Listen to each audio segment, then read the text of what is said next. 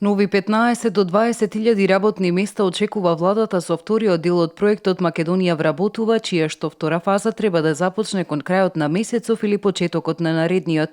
За реализација на проектот што ќе се одвива под мотото борбата за работни места продолжува. Денеска на владина седница се усвоени измените на законите за вработување и осигурување во случај на невработеност, за пензиско и инвалидско осигурување и за здравствено осигурување. Вице-премиерот за економски прашања Владимир Пешески на пресконференција во владата рече дека со спроведувањето на проектот во текот на една година и очекуваните 15 до 20.000 работни места значително ќе се придонесе за дополнително намалување на невработеноста, развој на домашните компании и генерално за економски прогрес на државата.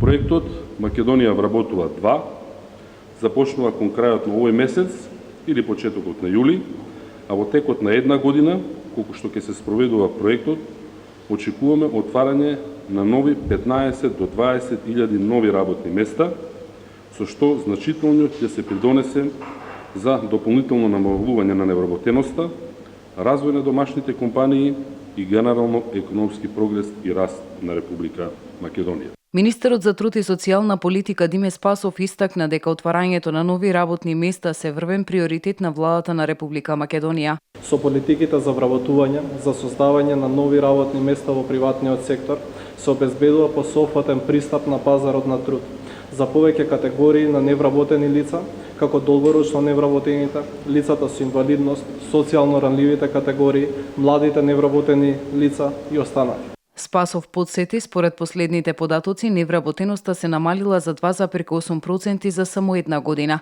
Македонија вработува се покажал како најуспешен проект за намалување на невработеноста. За една година од неговото спроведување во над 10.000 компании се вработени 19.000 лица од различни категории кои подолг временски период бараа работа.